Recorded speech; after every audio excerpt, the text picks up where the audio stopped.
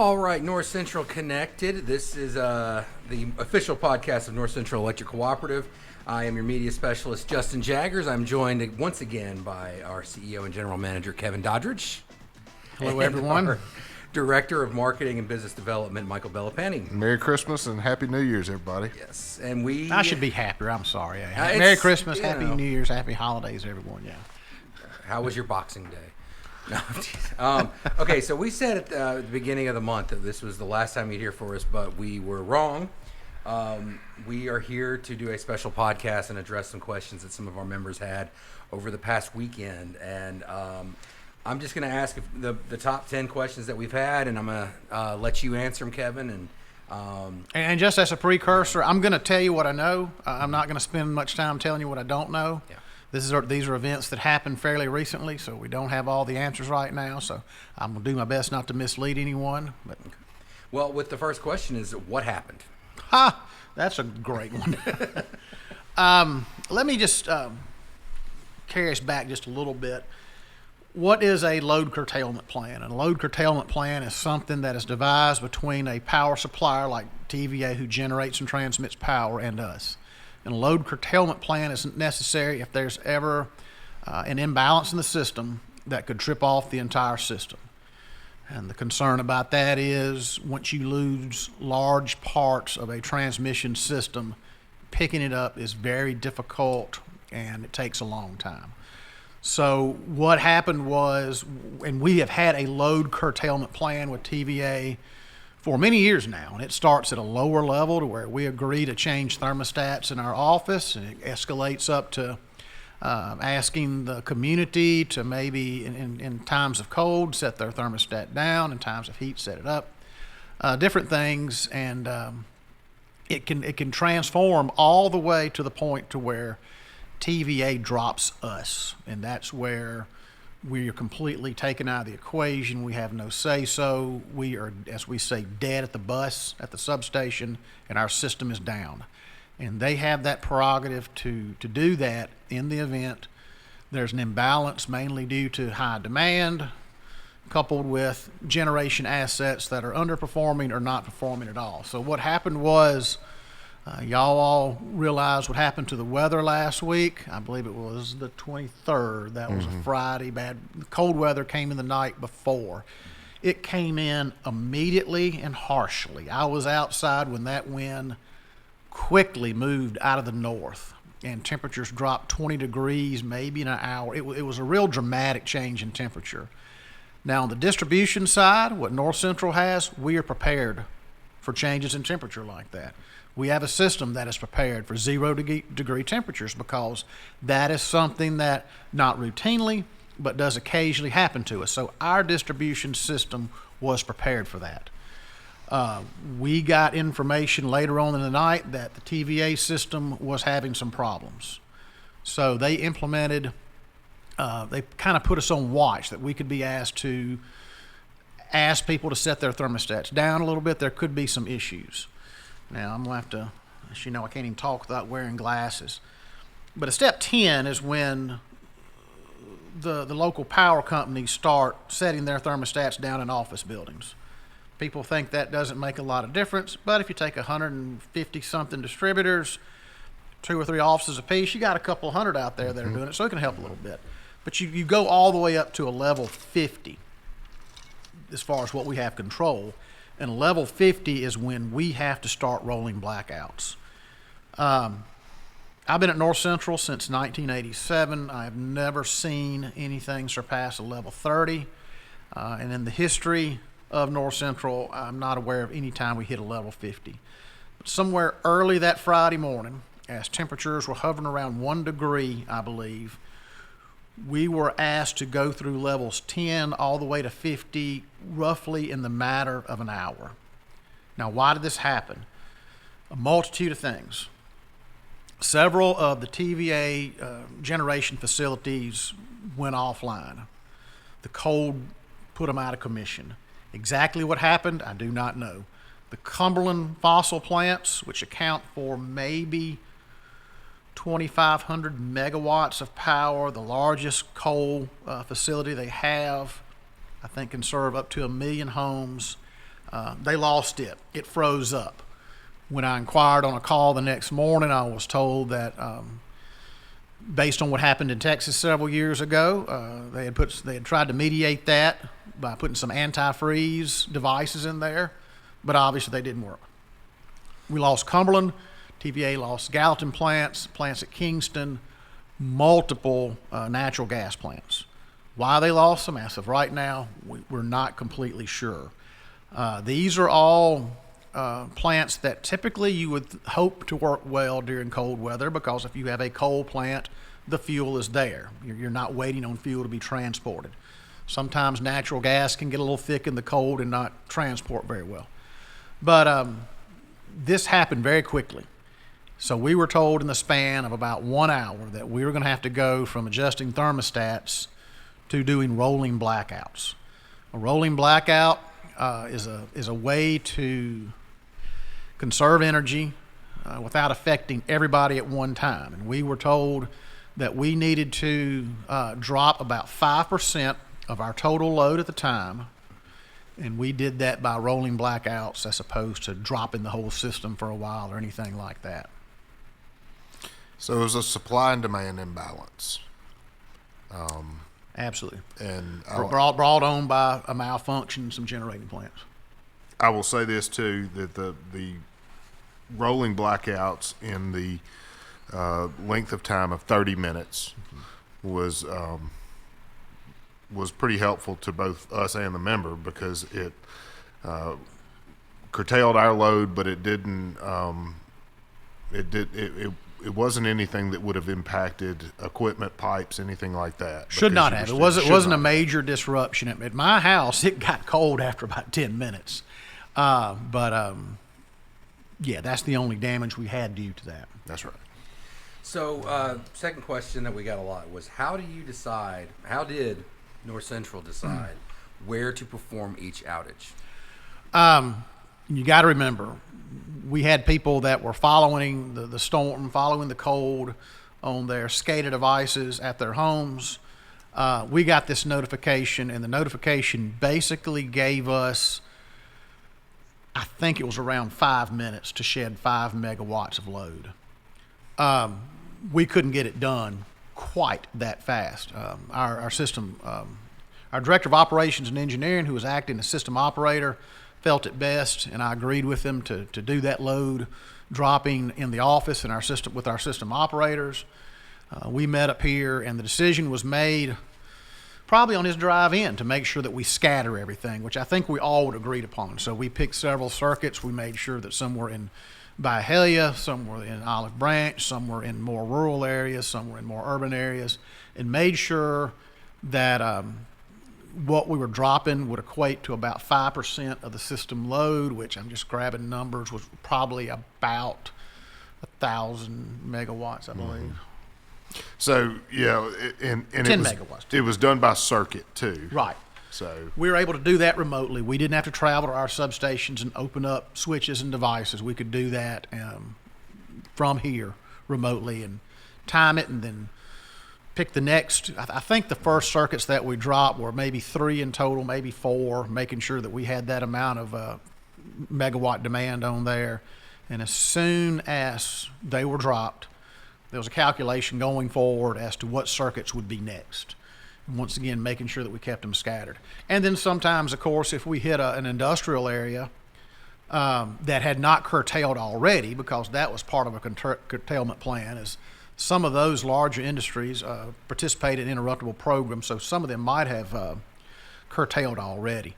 But we worked with them to see, which ones had some type of process that would damage if they were interrupted for a long period of time, and made decisions going forward really on that, with the goal just making sure that we were getting that 5% off. And I think we went through 3 cycles on Friday of interrupting consumers, and then as it warmed up during the day, TVA told us that we could come down to more like a level 30, I believe. Mm-hmm.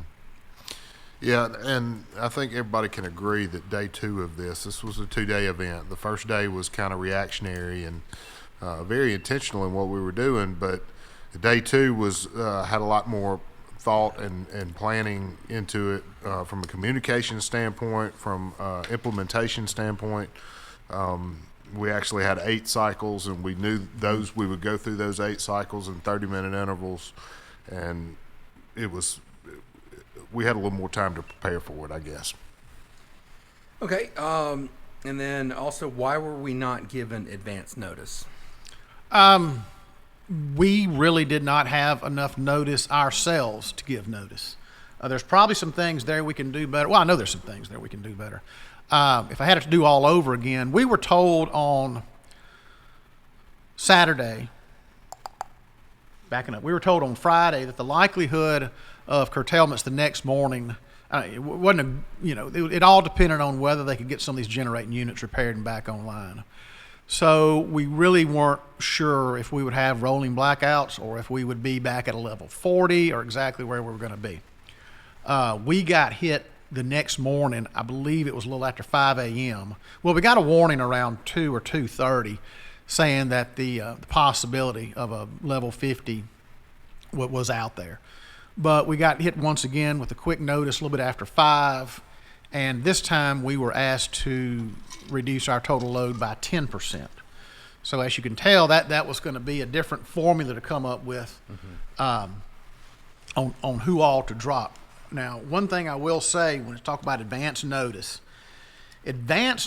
probably could be in the form of, we think there is a chance that there could be a rolling blackout. Anything that we would do would probably be done system-wide. It would be difficult just to pick select areas, whether it's done by social media or text. I think we can do a little better there going forward. We're going to keep this playbook from this last weekend. We're going to know what circuits gets us 10 megawatts, what circuits gets us 20, and hopefully can somehow. Now, we won't be able to text, Michael, if your power was on and Justin, yours wasn't. We couldn't focus it on the consumer, but maybe send out a text to the entire community saying these areas are going to be without power in 30-minute intervals. Yeah. And then you at least know that. But as far as preparing in advance, the call is made so quickly, it's really hard to do, but we could put you on notice. I will say this, that's why we always speak about preparedness too, when it comes to severe weather events.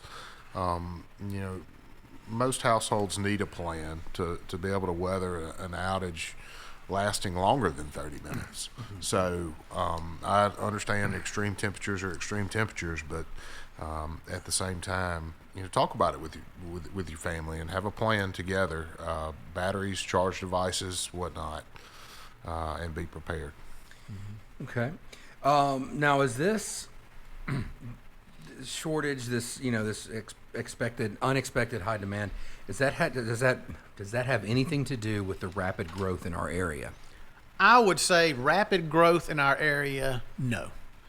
But it does appear as though TVA struggled to keep up with the growth in a high demand period of time, and that would be probably spread over the Tennessee Valley. You're going to hear me be critical of TVA sometime, and I just have to be. I've defended them for a long time, but I'll point out when there's some weaknesses. The cold getting down to 5 degrees or to 0, that's going to happen, and rarely do we have power supply issues.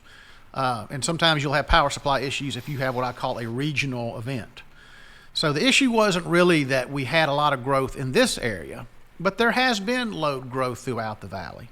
And I do not know what TVA's work program is now as far as providing new generation, type of generation, maintenance on the old generation. This Cumberland plant, I believe, is around 50 years old. And then also something that you have to take into consideration is TVA, as does most utilities, always have a plan to go off system and purchase more electricity. And at the time when this all happened, PJ&M to the north, Duke to the east, I believe, in the MISO area, they were in such a constraint they could not sell. So TVA was going it alone, somewhat as they were. And if my understanding is correctly, even if TVA could have procured power off system, the transmission system was at such a constraint, it would have been difficult to import it in. So growth always attributes because you just got more demand for electricity. Listen, we'll pick on the small things. I mean, if you drove through this area, 90% of the homes have Christmas lights, and those Christmas lights stayed on all night. And your cities maintain lights, and there were some bright areas. When these rolling blackouts started, take another little shot. Nashville and Chattanooga were very lit up. So there is some load growth component to it, but it's the recognition of TVA to be able to keep up with it and make sure that they maintain that margin to where when we get a bad period of weather like this, we can work through it. Okay. Another question that we had with people concerned about damage to their property is, what are you going to do about burst pipes and the property damage that a homeowner might have received? Yeah, well, the good thing is we'll provide you any information you want to file a claim. We can tell you when your home had curtailment, why it was curtailed, the length, and even the temperature when that took place. Now, unfortunately, North Central maintains in our bylaws and our agreement with our membership that we are not able to guarantee power all the time. So with that in mind, North Central, the cooperative, we did not act in a negligent manner. We did everything and wanted to do everything we could to keep the power on. It would have been negligent if we had probably not taken the action of the rolling blackouts and let multiple substations trip out. But we were proactive, and we talk about 30 minutes, and I'd like to work to where if we have to do this in the future, and if we haven't done this in my lifetime, I'd like to think we're not going to do it again, but maybe even work up a scheme to where the blackouts can be dropped down to 15 or 20 minutes. Okay. Can we provide an outage map of areas planned to be out in the future? That would kind of fall along with the texting, and we could probably, like I said, I feel confident we could do the texting to the whole community, not just to the specified people, and then we could also make sure that would reflect when it happened on the outage map. Now, to put out a map that breaks down exactly where it is, I'm not going to say that's impossible, but I would like to think that if I'm a homeowner and I get a text that says the power is going to be out in East Olive Branch, West Pleasant Hill, the Casey area, that I'll be able to determine that's going to be me. And then also, like I tell people and told our dispatchers, just reminding people, 30 minutes or 15 minutes, we'll give you the time of the outage. And if you exceed that time, that's when you need to start calling and letting us know that something hasn't gone as planned. Yeah. Well, sorry, go ahead. I was just going to say, after the fact, we will have an outage map very soon that will be available to the public, to the membership, where they can go and see where outages have occurred or are occurring. We've got a couple of bugs we're working out with that, but to provide a map, up front ahead of time in a quick response situation like we were working, it's a little difficult to accomplish. Okay. Speaking of calling in and longer outages, why were some of the residents out for 2.5 hours on Friday? Well, you heard me mention earlier a cold start, and a cold start, that's when you drop the system, and that's when you it's hard to pick it all up at the same time. Even though fortunately a lot of the electric heat pumps and everything, they cycle on. I noticed at my home I've got 3 heat pumps that heat it, and when my power came back on after my first blackout, I heard them in about 30-second delays slowly come on so it wouldn't hit it all at once. But that doesn't happen everywhere. I believe we experienced some equipment failure as of trying to pick up an area coming east out of Payne Lane down 302 toward Barton. Am I right? Yeah, it was somewhere a breaker in that area. or a relay or a breaker, I think. So when you're operating this equipment, even though you're doing it remotely in 0-degree temperatures, and then I don't even know what the effects that wind had as far as the windshield on the. I hated that we lost power for that length of time, but we were able to isolate it and minimize it as best we could through sectionalizing and everything.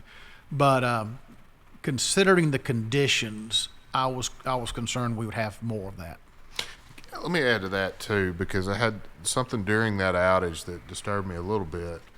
That we had some comments from folks questioning, why we had an extended outage, and it appeared that there was a North Central employee sitting in the truck at the substation. What are we doing? Folks, please keep in mind that, in a troubleshooting situation, you do have multiple people that are riding circuits, that are riding lines, looking for trouble, trying to identify the cause of the outage, and that person at the substation may be there in a protective role. And if it's 5 degrees outside, we encourage them to get back in the vehicle. Absolutely. That stuff takes a toll on you quick. And, I saw some commentary that led me to believe that people were approaching our workers in the field. We strongly discourage that. They're doing their job, and they're doing it the best and safest way they know how. And we certainly don't want any of that to impede the work that they're doing. Or risk the safety of those in the community who are getting up in a workspace. Absolutely. Like I said, when that equipment fails under those conditions, you just don't know what the outcome's going to be. So why not cut off the businesses first, since they were probably closed due to the holiday and the weather? Well, like I said, we've got some heavy industry that does take advantage of interruptible products to where they get a slightly cheaper rate, and they agree to do that. Mm-hmm. Now, if you're thinking about retail businesses, and if you think about the way our plant is built physically, and I'll just pick on the Goodman Road area, you'll pick up several residential developments, but then that same line is going to serve some retail. So it's all in the same circuit. Mm-hmm. Also, I think the question had to do with they were already closed. Well, if they were closed, then their demand might be down already. And that really was blended into the formula, of trying to get that 5% down. So it's more of a net 5%. I think you can make a strong case for that, but the way we were rolling everything using the circuit system, which is the best way to do it, especially since we could do it remotely. Yeah, you're going to have homes cut out, you're going to have businesses cut out, and like I said, the biggest thing is 30 minutes, and hopefully you didn't. Some areas, including mine, had to be cycled twice, but fortunately, the majority of our community only had to be cycled once. I'll add this. There was some thought put into this in avoiding interruption of power to a hospital that we serve, to nursing homes. We tried to mitigate any of these sensitive operations, but some of this industry is sensitive. Kevin mentioned that. Their production process, if they experience a momentary outage, it might cost that company, upwards of $300,000, not to mention loss of productivity in that. But another thing that folks don't realize is that Olive Branch, we have several companies that distribute pharmaceuticals to the entire nation. And those pharmaceuticals have to be maintained at a certain temperature and under certain conditions. And I mean, if you have an outage on some of these, it could cause a nationwide supply chain issue because of the sheer percentage of the nation's drugs that come through Olive Branch. Yeah, and number 9, my favorite question. What's going to happen when everyone drives an electric vehicle? Well, and not to appear short on that, everybody's not going to drive an electric vehicle. I got posed that question in the early 90s with the advent of the electric heat pump. And how are we going to be able to power every home when everybody switched from natural gas to electric heat pumps? And here we are pushing 2023. It hasn't happened. It's not going to happen. People like choices, and that's the way it's going to be with electric vehicles. You're just not going to have everyone in an electric vehicle. Now, if I had an electric vehicle at my home, I would probably manage that situation well, in that I charged it pre-event. Also, and I have not seen this done, but I know, talking to colleagues of mine throughout the country, if your electric vehicle is charged and you go through a 30-minute blackout, then you can actually use the batteries on the EV to charge your home. So you can turn it into a solution for you if you would like. But I will give that question a little bit of credence, in that if we as electric utilities are going to say that the electrification of our country is beneficial and it's important, then we're going to have to back it up, and we're going to have to make sure the product's there. Yeah, and it extends beyond electric vehicles. I mean, had this been an ice storm situation, I know many of us, including myself, own an electric chainsaw. So had that chainsaw not been charged, I couldn't have possibly dug myself out of ice storm damage in my yard, which is heavily wooded. Okay, and so last question. What are y'all going to do to prevent this from happening again? There's going to be a drawn out process now of us working with TVA, and just to be abrasive, we're going to demand answers. The number of generating units, the older fossil units that TVA lost, that I was told by TVA they lost, I don't think anybody can stomach that or think for a second that that is acceptable, because it wasn't. I am on a long-term planning committee with TVA, and TVA has a pretty good plan going forward, or thought they did, regarding the retirement of some fossil plants and then a mixture of renewables, demand-side management, etc. But I've always felt as though you've got to have a strong foundation of what we call firm power, and that's typically made up of nuclear and your fossil fuels. Mm-hmm. And we want a clean environment. Nobody wants that more than I do. I like to get out. I like to fly fish. I like clean streams and rivers, clean air. But we are going to have to hold TVA's feet to the fire and say we are a growing area. Demand for electricity in the valley is at an all-time high. The kilowatt-hour sales might not match it, but homes are becoming electrified more and more. Industry is coming back. Michael can attest to this. We're not dealing with a megawatt industry coming back. We're dealing with them coming in talking 10, 15, 50. The need for electricity is only going to grow exponentially, and we have got to have firm power. And I think we're going to spend a considerable amount of time with TVA. I feel certain that local regulatory agencies, national regulatory agencies, and probably even members of Congress are going to have a lot of questions, as are we, their customers. We are going to reflect on a very poor communication plan that TVA had to inform us of what was going on, what was anticipated, and then be informed of, because we need to know what all generation issues we have currently so we can prepare going forward.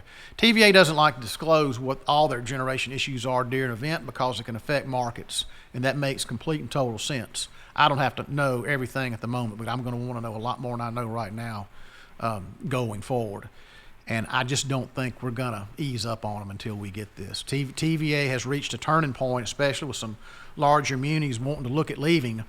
And I have defended TVA for a long time, saying that what TVA brought that other markets did not bring was that reliable, firm power. And that did not happen. And it happened at a bad time. And that is something that we've got to make sure does not happen again going forward. Okay. Well, that covers all the questions that we have. And if you have any questions, you can call us at 662-895-2151, info@northcentralelectric.com, Facebook, Twitter. If they'll do that info, then you can get them to me quicker, and we can probably get out responses, because I'm anxious to answer questions as able. Yeah. We didn't want to deliver the bad news, but occasionally we have to, and we do care about getting those outages taken care of and everybody back to normal. So anything you'd like to add? No, just folks, keep in mind that our job is to serve you, the member. We are a member-owned cooperative, so everything we do is with you in mind. And believe me, we had a lot of dedicated folks that left their families and on a holiday, and we appreciate their efforts and their work. We have worked a lot of Christmas Eves in the last 5 years. We sure have. Last 10. Well, yeah. But not to ask anybody to feel sorry for us, because we certainly are here to keep the power on, and it's my job to sell power. Believe me, I want to do it. But thank you all for your patience and understanding. All right. Well, we'll see you next year.